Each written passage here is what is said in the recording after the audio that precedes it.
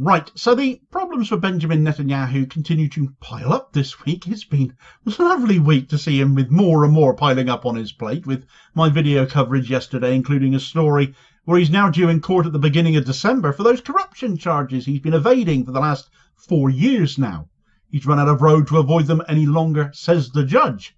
But where that road may topple him, may see him finally fall from grace, fall out of power, might take a while to do.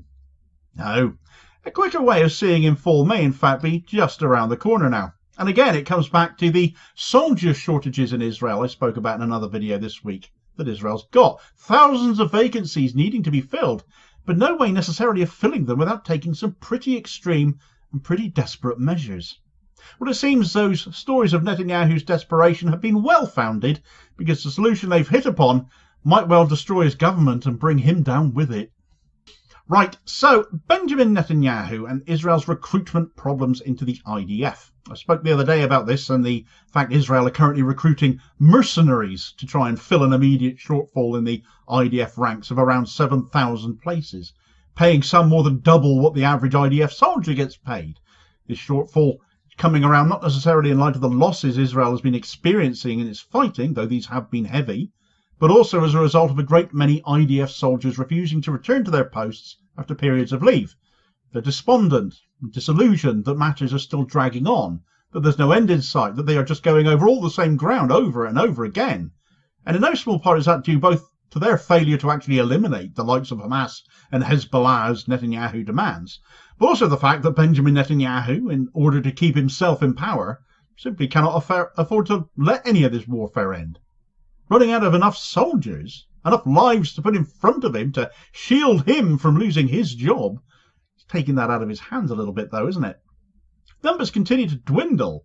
Doesn't matter how much military aid the pro-Zionist world gives him, and it looks like Donald Trump isn't going to hesitate to keep the weapons flow going, may even expedite it even further to get even more over there.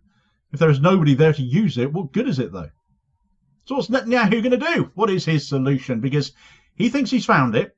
And actually this was something put on the table by his now former defence minister Yoav Gallant, but which Gallant's even more vicious successor Israel Katz has signed off on, and therefore Netanyahu must be backing too. But this is so high risk it may backfire very, very badly. The 7,000 empty spaces in the military ranks that need to be filled are being filled apparently by drafting Haredi Jews into the IDF, Orthodox Jews, who have always been exempted from military service. Around the world, these are the ones protesting against Israel, against Netanyahu. Israel's very existence is anathema to many of them and the teachings of the Torah as they follow it. In Israel, however, the Haredi have historically been exempted from the national draft that affects everyone else in Israel. The national service they have to complete because, as a community within Judaism themselves, they study the Torah at religious schools known as yeshivas. And in so doing, they are defending Israel and its self-proclaimed Jewish state status. In their view, they are defending Israel in their own way and on their own terms. And that has been valid since the inception of the State of Israel itself, called the Torato Umanato, meaning Torah study is his job. It's a founding principle of the state. Though if you've seen the numerous examples of Orthodox Jewry being beaten by the likes of the IDF or Israeli police online, you'll know it's certainly not a view shared by all Israelis. Well, Netanyahu's desperation, and his order now coming from the new Defence Minister Israel Katz, is essentially tearing that up completely. It's coming this Sunday. The first 1,000 Haredi Jews are due to be conscripted into the IDF, due to get their draft papers. This follows months of attempted rule changes and legal challenges in Israeli courts to overturn the Haredi exemption, as more and more people get more and more upset about it. The Haredim, as they are collectively called, because the Haredim population in Israel has grown rapidly, meaning more people who refused conscription becoming a bigger part of the population. Now, my personal feeling on this is that if Israel weren't such an aggressive and dissident element within the Middle East, they wouldn't need a conscription service at all, require national service, and if they weren't so hell-bent on perpetuating their genocide even in areas they've already been through just to keep things going, they wouldn't have currently serving members of the IDF now refusing to return to their posts and creating these vacancies. On one hand, I think this move by Netanyahu and co is likely doomed to failure. The Haredi don't accept this, regardless of the legal findings, and it's been tried before. Some 3,000 Haredis have already been attempted to be drafted, and only around 10% of them showed up. Israel can therefore attempt to draft as many Haredim as they like. It would appear they'll fail to conscript about 90% of those who get served their papers. This is a typical annual response, apparently. Last year, 66,000 Haredim refused to call up. But this really sums up the genocidal state's desperation more than anything else, in that they're going to push ahead with a plan that an expected 90% or thereabouts of the Haredim that they serve papers to simply will not respond to. What are you going to do then? What will you do to them then? What do they do to those that refuse to draft now? Beat them up? Well, no, but they have attempted to legislate the exception out of existence by freezing the funding received by those yeshivas, which enable Haredim students to serve their national service, if you like, through Torah study. No money to study, then you can't afford to study, but this isn't even the half of it.